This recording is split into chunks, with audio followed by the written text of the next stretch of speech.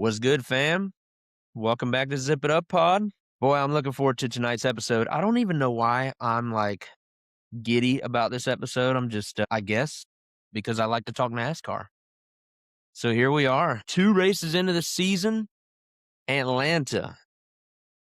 Fun race. Obviously, we got a lot to touch on. We have we're 2 races in the season, but only 1 winner so far. Crazy start to the season. Really good start to the season for NASCAR, if you ask me. I think it's been a terrific 2-week span of racing across all 3 series, by the way, Trucks, O'Reilly, and Cup. I'm thrilled by the start to the season that we've had. Obviously, not too thrilled about our Hendrick Motorsports drivers, but we'll get into that in a few minutes. But here's what tonight's episode looks like. We're going to start with a toast in just a moment, and then we'll get into our Atlanta recap. We'll take a look at how our HMS drivers did. Not so hot. I'll go ahead and throw that off the top, okay? Not going to be fun talking about their races in Georgia, but we'll take a look at the point standings, and then we'll start to look ahead to this upcoming race at COTA. We all know we're going to have to beat SVG to win this race, and so we'll dive into that. We'll get into the betting odds, and we'll make some predictions at the end. And I do have one restaurant recommendation for you all, so stay tuned. I have been to Austin, Texas for just like a couple hours, and that was really recent. So we will talk about that towards the end of the episode. But let's get it started. We all need a drink, so grab whatever you're closest to. Tonight, I'm going with a Miller Lite. And man, where do I start? So this episode has got to go out to all the Olympians. Okay. The Olympics just finished. And I'm talking about all the Olympians from every country that was represented. I love the Olympics. I'm a huge fan. We only get it every other year. I'm probably more of a fan of the Summer Olympics than the Winter Olympics. But nonetheless, great TV, great events. Like, to me, some of the most fun events that you can watch. Athletes train their whole lives to come represent their country, and then it's all put on one stage. I love it. So this episode is going out to all of the Olympians, everyone that participated in the Olympics and made it so fun for us to watch at home. But big old shout out to Team USA. I think we finished second in the medal count, and so it stinks getting beat. I think we got beat by Norway. It is what it is. We'll give them that one. But a lot of great wins, a lot of great victories, a lot of big moments happened. So let's first start with, obviously, the hockey gold medals are coming home with both the women and the men's hockey teams for Team USA. That's huge because I don't think we won hockey gold in the same year since over 40 years ago. So you got to go a ways back. And obviously, one of the biggest talking points this past week, for good and bad, has been the men's Olympic team being led by Jack Hughes. Look, Jack Hughes, American icon, okay? He goes out, and minutes before the game is over, just a couple minutes left in regulation, guy gets his teeth jacked up, takes a stick to the mouth, loses a few teeth, and then he goes out in overtime and scores the game-winning goal, the gold medal-winning goal. Huge moment. And then the celebration that, happened on the ice afterwards was incredible to watch, too. The way that they honored Johnny Hockey and his family by having his kids out there in his jersey in the photo. Shout out to that. And then, those guys have been on quite a tour, just going around celebrating. Man, that photo of Jack Hughes, though, iconic photo. That's got to be hung up all kinds of bars and restaurants across America. He's got those teeth jacked up. He's got the USA flag draped over him. He's looking up and waving. Probably family and friends that are in the building. Man, the smile on his face, though, so good, so precious. I know it's a crazy word to use when describing a picture of another man, but dude, that picture goes hard. And it just screams American icon. I love that photo. All the photos that we've seen come out. My entire algorithm on social media right now is just Freebird and hockey. I've never listened to so much Freebird in my life, so it's been wonderful. But that's just one guy I want to mention. Also, we got to give Lindsey Vonn her flowers too. Okay.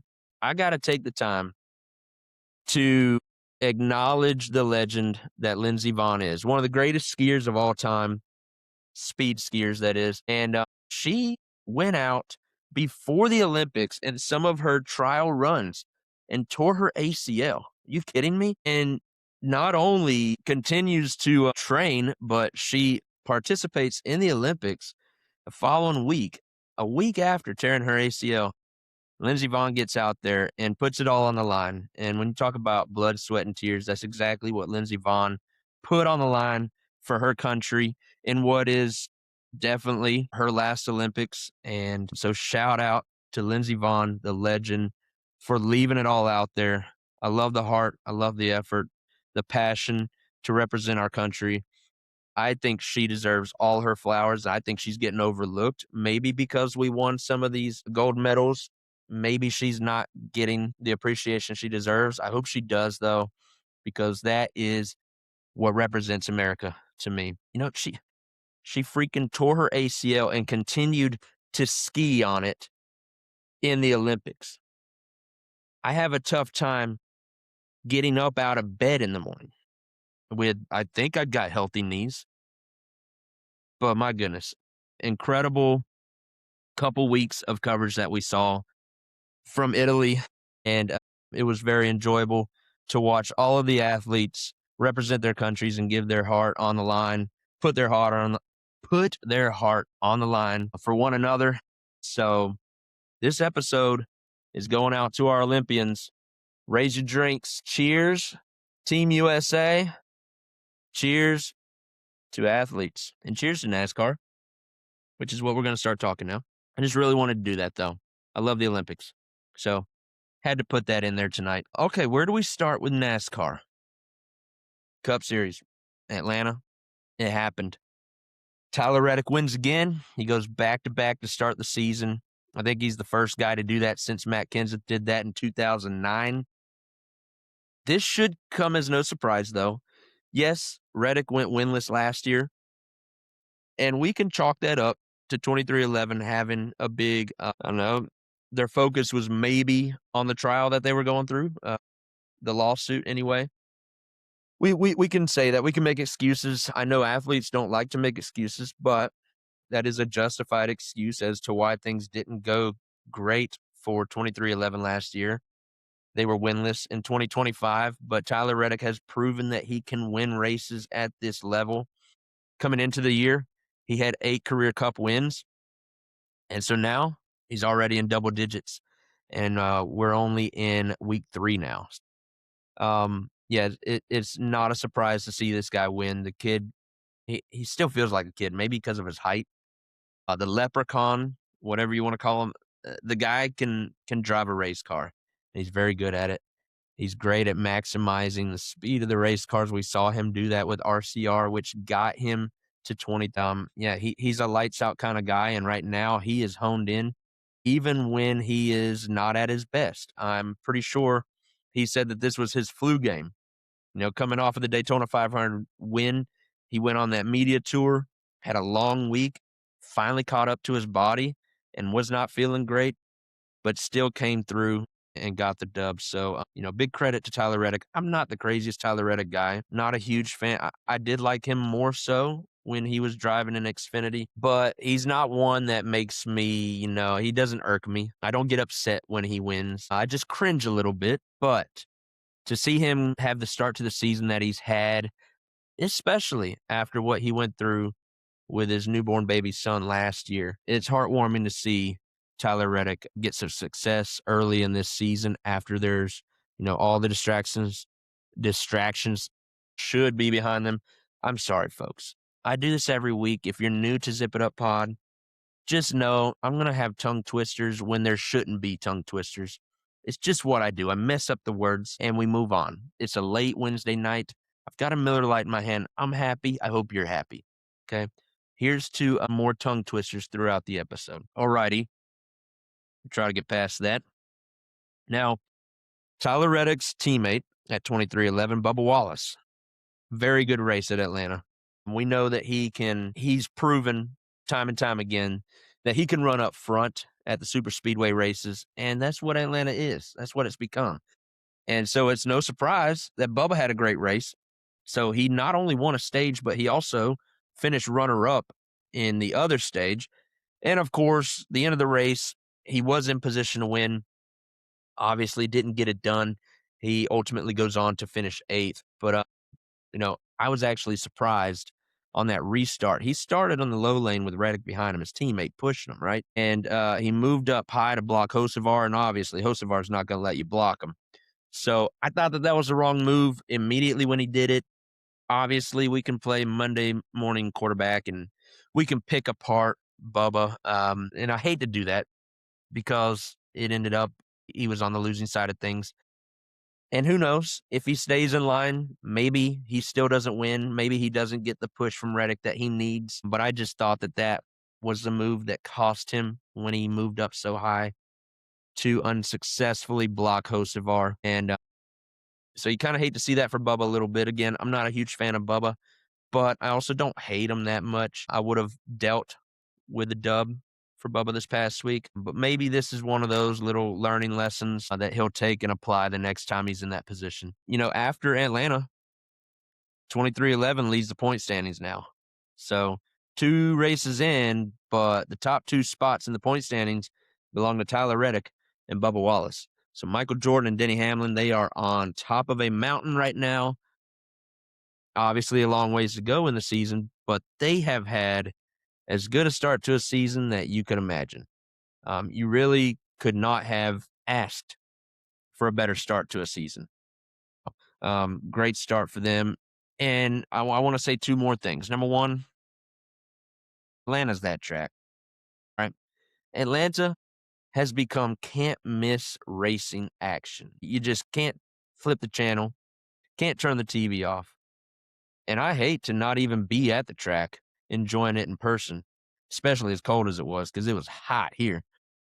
But man, Atlanta is such a good race now. And I didn't hate Atlanta before. It had its personality, and I appreciated it for what it was.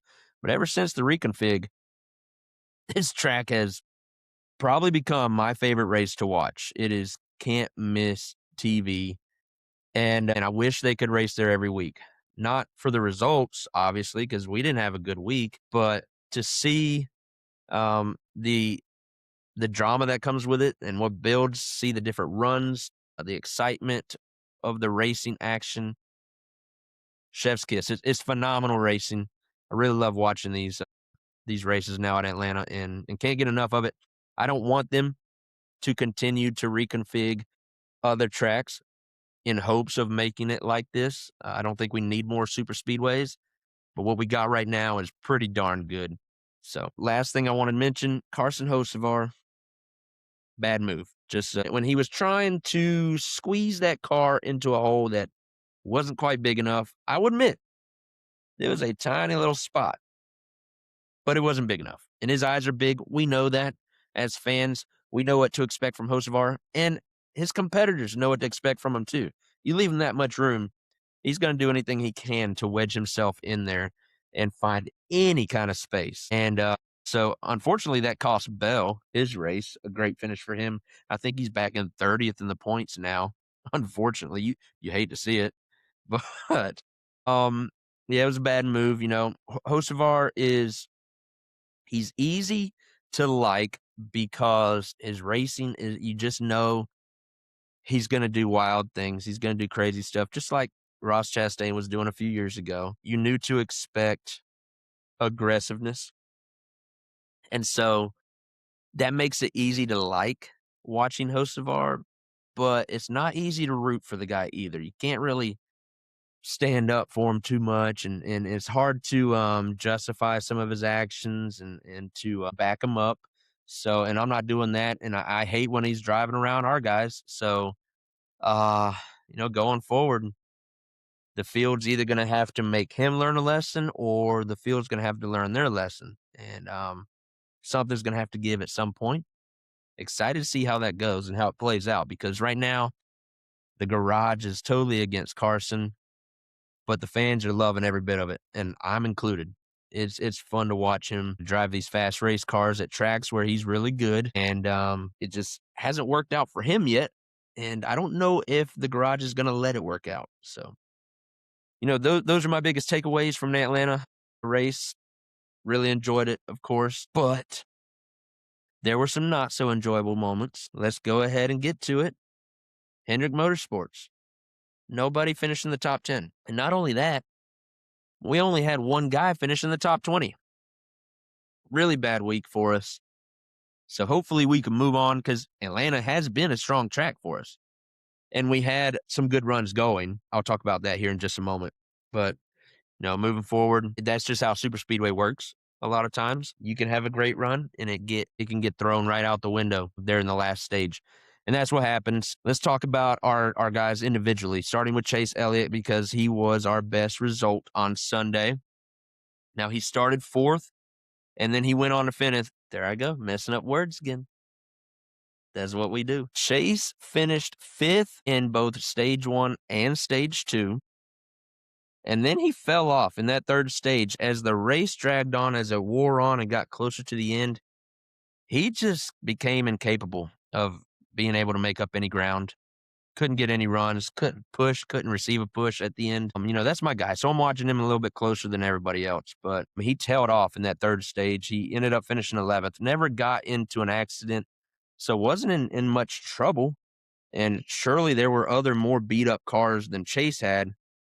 And I don't think he was really in the wrong spots. He seemed ineffective at the end of the race. And that was unfortunate because he was having a great run through those first two stages.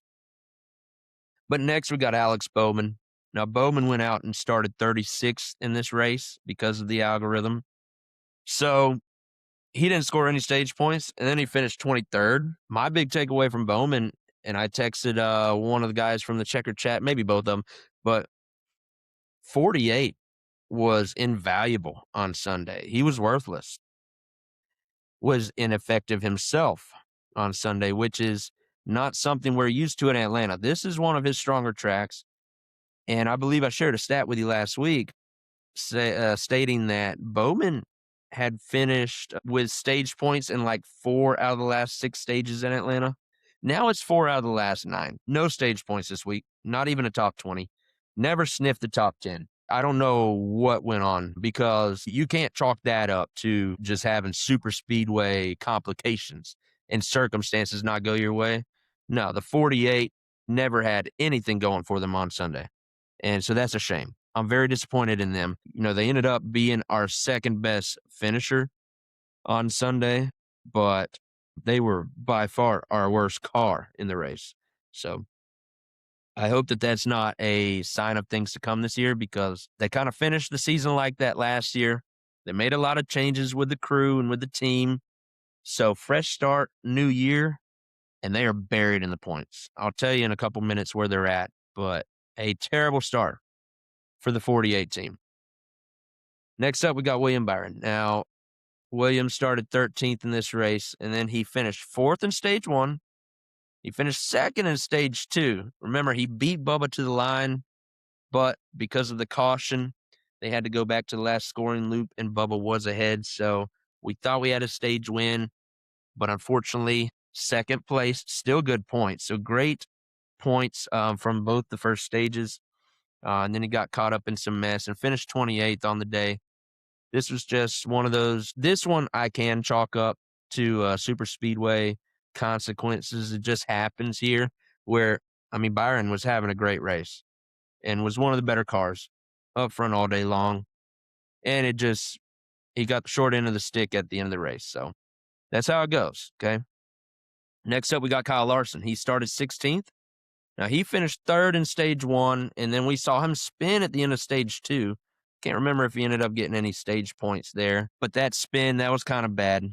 Okay, I don't know why he was going so far left to block, but ends up getting an SVG, and they lose it coming to the line, and that cost Larson the rest of his day. Went on to finish 32nd. Larson was having himself a really good race up to this point, probably better than Byron's race was going. Okay. Larson, Byron, and Chase, they were up there all day long. through the first two stages. It's stage 3. It's where things became unhinged, and really it started at the end of stage 2 for Larson. So, in the O'Reilly race on Saturday, I took down some notes for Corey Day's race. I didn't get to watch much of this one, but I saw, he started ninth, and then he finished fourth in stage 2, and he finished fourth for the race. That's his career best finish in the O'Reilly series. But I heard he was a wrecking ball. So, again, I have not seen it. I need to go back and look and watch how his race unfolded. Apparently, he's going to be in a lot of the highlights, I'm sure. But that's kind of to be expected for Corey Day. I'm sure he's not too proud of what he was out there doing on the track, but being able to persevere through it all and still get a career best finish has to be a little uplifting. We are, you know, we've given him this ride to develop, and he's going to be learning a lot this year. There's no way, no shape or form is he ready to come into the Cup Series next year. He needs a couple O'Reilly seasons under his belt. And so, while our expectations aren't too high for him this year, he's off to a decent start, and it's going to be a big learning curve for him this year. This is not his discipline of racing that he's used to. So a lot of this is new, and so far it's been fun to see him be at least competitive in these races. I started Daytona and Atlanta. So I'll give you his driver standings here, and I'll go ahead and tell you now. He is currently 8th in the O'Reilly point standings. So he's minus 54 to the leader, which I believe is Austin Hill. However, 8th, not bad. Okay. Especially for a guy that's going to spend a lot of this season learning and getting better, hopefully improving. I don't know if he'll be able to improve much higher than 8th in the point standings, but if he can hang around top 10 or 12 of points all season long and, become a better race car driver in an O'Reilly car at the end of the season, maybe he can make some noise. So I would say that that's probably the goal for him at this point. But let's go ahead and look at the Cup standings. Just our 4 drivers. I'm not going to mention everybody else. You can get on your app at any time and see what the points look like.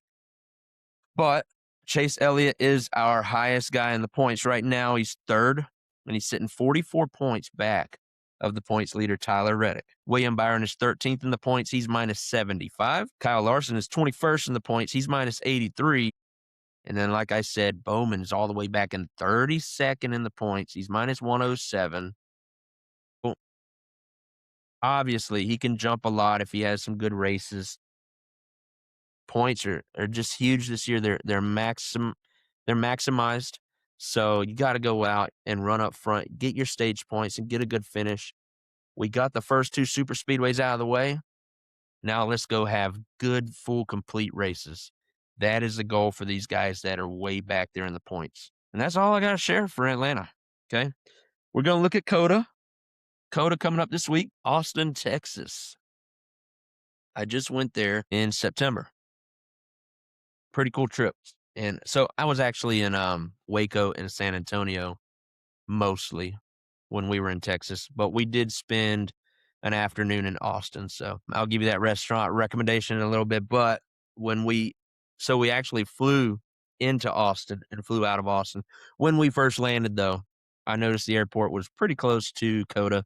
And so I had to go see the track. We drove over and got some pictures. I got it as close as I could. Actually got pretty darn close before some security guards had to turn us around. Neat place, really cool. Whatchamacallit venue. Pretty neat to see that tower way off in the distance. I mean, when you're not even near the track, you can see the tower. So, cool place to be able to walk on those grounds. Eventually, we'll catch a race there. But what I'm going to do next is just share our 4 current drivers and their history at COTA, which there's only been 5 Cup races at COTA. So we'll start with Kyle Larson. He's got 5 starts, and that includes no poles, no wins. He does have 1 top 5, which is his only top 10 as well. And that was the inaugural race at COTA when he finished runner-up. Okay. So that's the only time he's finished in the top 10. He's got 4 laps led here, and his average finish is 18.8. Track has not been kind to Larson ever since that first run. Now, the next 3 guys, they've had a lot better experience at Circuit of the Americas. So Chase Elliott He's only got 4 starts. He was injured for one of them. Jordan Taylor took over his car for that one. But in Chase's 4 starts, he has no poles, but he has 1 win, 3 top 5s, and 3 top 10s. His average finish is 6.3. Pretty good track. We know Chase is being a really good road course driver, maybe in the last generation car that we were using, not so much this one. But nonetheless, he's got a good history here, so we'll see what develops on Sunday. Next up, we got William Byron. He's got 5 starts at COTA, and in those 5 starts, he has 2 poles, 1 win, 3 top 5s, 3 top 10s. He's led 71 laps here, which is the most of all drivers currently, and his average finish is 6.2. Now, I kind of think that 71 laps led probably is going to go to SVG after this week. Hopefully not, but that's the way we're all leaning. At least for now, Byron has the stat in his back pocket. Okay. And then lastly, Alex Bowman.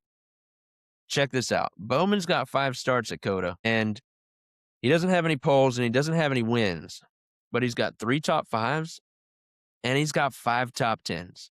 Okay. I think his worst finish at COTA is 9th. So he's always finished top 10 when we've come to this track. He's only led 3 laps, but his average finish is 5.2, and that is the second highest or second best average finish in the series. I'm not sure who number 1 is. My guess, my inclination is SVG, but I don't know that for sure. Maybe not, because he didn't even win last year. Anyway, let's check out the betting lines. So I go to the Hard Rock betting app to get these betting odds for you every week. And so we will begin with the favorites to win this race. Obviously, it's no surprise. SVG is the favorite to win, but we need someone to beat him, okay? Last season, there were 6 road course races. He didn't win COTA, but he won the next 5. And so right now, he currently has a streak of 5 consecutive road course wins. And the record for the longest streak of road course wins is 6, held by Jeff Gordon. I'm the Jeff Gordon protector. And so we cannot have SVG winning this race this week. Someone, and I don't care who, I would love for it to be a Hendrick Motorsports driver, but somebody in this field has got to beat him this week. He could potentially tie Jeff's record, which means he could potentially break it at the next road course. And we can't be having that. I know he's going to have the road course stats. He's going to be the road course GOAT one day. We will give him his flowers when he gets there. But at least this one stat. Can we at least leave it in Jeff Gordon's hands, please? I would love that. So again, I don't care who beats him, but somebody's got to beat him. However, he's got some of the shortest odds you'll ever see. He's plus 115 to win this race. Heavy favorite. And the only reason he's probably not in the minus territory is because Connor Zilisch is now in the Cup Series full time. And so I bring Connor Zilisch up because Zilisch is now the second highest odds. He's plus 400 to win the race. So quite the gap. But those guys are probably going to be the top 2 favorites for every road course that we run this year. All right. So Connor might be our best shot at beating SVG. However, I'll take anybody. Our Hendrick Motorsports odds look like this. William Byron is our highest. He's plus 1,300, which is 4th in the Cup Series. Chase Elliott is plus 2,000 to win this week, which is 6th. Kyle Larson is also plus 2,000 to win this week, which is 6th. And then Alex Bowman is plus 4,000. So he's double Larson and Elliott's odds. He's got the 15th highest odds this week to win. I don't know. Really wanted to point that out because he's got a good track record here. I know he doesn't come off as probably a guy that's going to go out and win COTA or at least beat Connor and SVG, but Bowman's run as good as any of our other drivers here, and still he's double the odds of Larson and Elliott both. So figured I would mention that. We saw him win in Chicago, okay? Kind of surprised us then, but if he wins COTA this week, yeah, we'll probably be surprised because of his recent track record, but it shouldn't be a surprise. So again, I'm not saying go bet on him. You're probably throwing your money away if you do, but I think there's a case to be made. Okay. Some crazier things have happened. I do have three notable drivers I want to mention from the rest of the field that I think could play a part in beating SVG this week. So I'll start with Michael McDowell. Now, all three of these guys I think are pretty good road course racers, and they all have plus 3,000 odds. So kind of long shots, but still, they're pretty capable and competent when it comes to road course racing. So Michael McDowell's the first. Um, if this is the week that he's driving that new coffee paint scheme that he has, it's like a bright lime green and black. I think it looks pretty good. And I mean, for as long as McDowell has been in the 71 car, I don't remember him ever having a good paint scheme. I've actually been a little bit let down by the paint schemes that he's run with Spire in the 71. So this is probably his best paint scheme that he's had. And it would be a good time for him to deliver a good run, right? Next, we got AJ Allmendinger. Again, he's plus 3,000, but this is a guy that knows how to turn the wheel left and right. So watch out for the dinger. And the last one I'm going to mention Ross Chastain. He's plus 3,000. I think he has a COTA win under his belt. He can get it. He can get after it when it comes to the road courses. But, it's his two teammates that are the favorites for the race. So he's going to have something to work with, I think, on Sunday at Circuit of the Americas. So figured I'd bring those up, and I'll take a sip of my beer, and we'll make some predictions. I'm going to give you three winners. These don't have to be the guys that you go with. These are the guys that I feel pretty good about picking. And so I'll give you one Hendrick winner. I'll give you a non-Hendrick winner and then a long shot. So let's start with Hendrick Motorsports. I do think William Byron probably has the best shot at winning this week's race at COTA. He's got the best odds out of our four cars. And I mean, we were just going over it. He's got pretty good stats here. And so far, I think he's looked pretty racy in the first two races. So, nothing surprises us anymore with the 24 car. Feels like he can go to any track and compete at a high level. And so I expect that in Austin, Texas this week. Now, my non-Hendrick winner, this is, to be honest, this is surprising to me because earlier today when I was thinking about who I want to pick to win the race, obviously, everyone's going to go SVG or Connor. And that's not off the wall enough for me. Okay. I'm running a podcast here. No one wants to listen to me pick SVG or Connor Zillage to win at COTA this week. So I'm not going to do that. I am going to pick the only guy that's won a cup race this season. I'm going to go Tyler Reddick, man. They got some mojo going on with him right now. If you saw his car at the end of Atlanta, his flu game thing was beat up. And it didn't look like a race-winning car. So they got something going on, and it's going right with that team. So we're going to stick with his mojo. And I'll pick Tyler Reddick to win this week at COTA. He can get it done at the road courses as well. I don't know if he can beat SVG and Zillage, but I'm not about to pick either of them on a podcast. We're going to stick with Michael Jordan. I don't know if he's going to Texas for the race, but there's a good chance he might end up in victory lane again if he does. So we're picking Reddick. And then my long shot this week. This is a little off the wall, too. I think I was drawn to this guy as my long shot prediction because of a gut feeling. And don't get me wrong, my gut feelings are wrong a lot of the time, but still got to listen to them. Every now and then they work out right. So I'm going to go with Daniel Suarez this week. He's plus 5,000 to win the race, which is great money if you end up being able to capitalize, if he can capitalize. And again, no one's picking anybody to beat SVG and Zillage. But if they somehow get into trouble, feels like the race is pretty wide open. And Suarez, he can drive a road course all right, too. I think he won in Mexico last year. Yeah, it was the Xfinity Series race, but nonetheless, at this level, you get in the car, you hold your own, you got a chance. And so I think Daniel Suarez might do that this week. And I do feel pretty good about the start that he's had to his season with Spire Motorsports.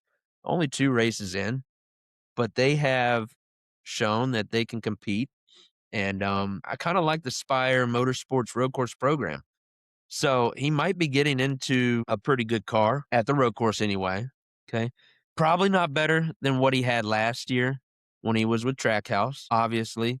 They have a phenomenal road course program, but now, Suarez, he's got a little chip on his shoulder, and so if he can come over and maybe race against SVG, the guy that he was teammates with, he's not anymore, but if he can race against him and if maybe he can race against Zilich a little bit, the guy that ultimately replaced him at Trackhouse, he's gonna have a little chip on his shoulder and be a little bit more aggressive and racier than usual. And, so I just thought maybe, okay, it's a gut feeling. I don't know if I sold you um, on you picking him. If you don't think Suarez is gonna win the race, that's fine because I can't really justify my pick any more than I have already. Just is what it is. You gotta go with that gut instinct. I did wanna mention in the O'Reilly series, Corey Day is plus 2,000 to win. So I think Allgaier is the favorite to win that one, and he's like plus 325.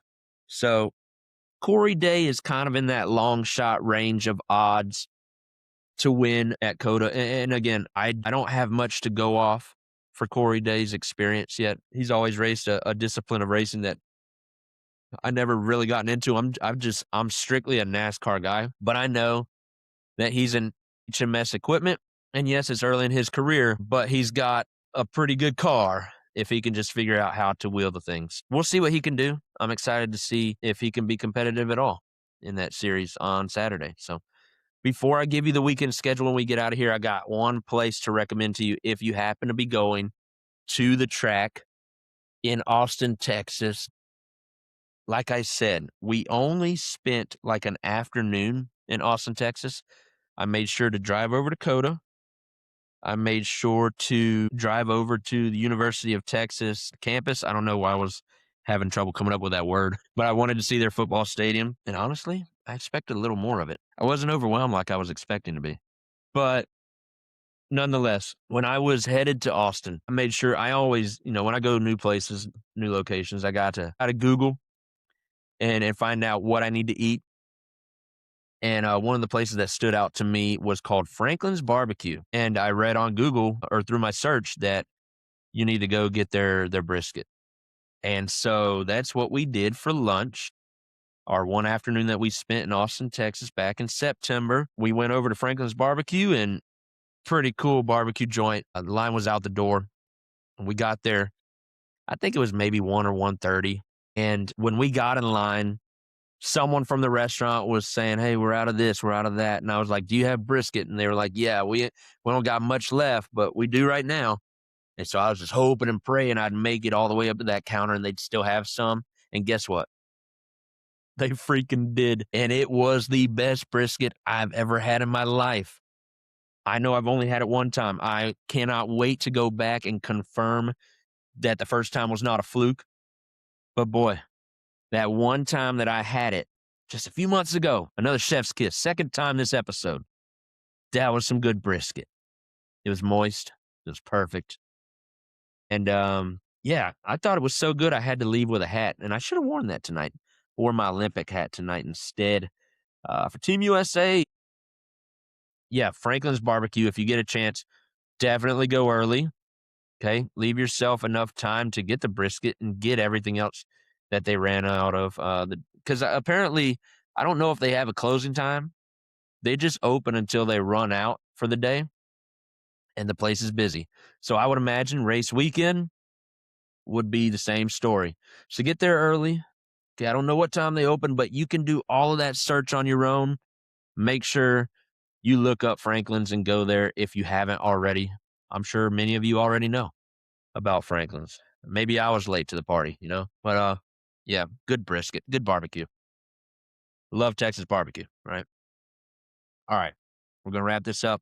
Let me give you the schedule for this weekend. It starts on Saturday. Well, I'm sure there's going to be track action before that, but I'm just giving you race times. Okay. So the first race that we have to watch this week is Saturday at 12. This will be the Truck Series, and they are not at COTA. They're going to be at St. Pete. That will be at 12 o'clock on Fox Saturday afternoon. St. Petersburg, Florida. They will be doing that weekend with the IndyCar Series, and I don't know if the weather's going to be rough in St. Pete. I know it's expected to be pretty rough here. I'm in Central Florida, and St. Pete's right down the road, so I'd imagine they're gonna be dealing with some rain, which on a road course, not too bad. It's a street course, so I don't think it's gonna keep them from racing unless it's, like, severe, but it should be pretty wet out there, so, hopefully all goes well. And so then Xfinity races right after that. They might overlap a little bit because of the rain. It might throw the trucks off a little bit, but not Xfinity. O'Reilly. I'm going to do that off season long. O'Reilly will be from COTA on Saturday at 3 o'clock, and that's on the CW. And then, of course, we got the Cup race on Sunday from COTA. That will be at 3:30, and that's on Fox. Okay, and that's all our racing action that we have this weekend coming up. And if you're into IndyCar, like I said, they'll be live from St. Pete as well this weekend. So we don't talk about that on this pod, though. We just talk about NASCAR and Hendrick Motorsports. And I hope you enjoyed another week of it, another episode. Looking forward to coming back and hopefully we get to talk about one of our drivers winning the race and keeping SVG from extending his streak. But if we don't, nonetheless, we're still going to be here. Even if man, I really hope we don't have results like Atlanta was. That was rough, okay? We're going to end this episode on a sour note. Sometimes that's how it goes. You have to face reality. And Atlanta was a tragedy for us. But it's over, and we're going to move past it.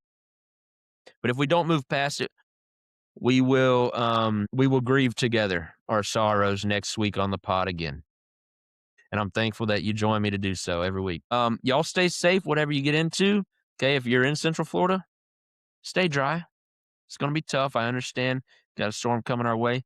If you're in the Northeast, we're thinking about you. I promise. There's a lot of days that go by when you live here in Florida and you're like, man, I wish I could experience that snow that the Northeasterns, they get to experience. But right now, we're not saying that a whole lot either. We see what y'all are going through, and it does not look fun. I hope that snow melts away. I hope everyone stays safe and stays warm somehow, some way. Stick it out, tough it out. This is what makes you the Northeasterners, the Northerners. I don't even know what to call you, but y'all are great people. Y'all are strong people. Yeah, y'all are gritty, and that's because of what you're going through right now. It's building up that who you are, that character. Okay. All right, I've talked enough. I'm gonna sign off. Y'all have a good week.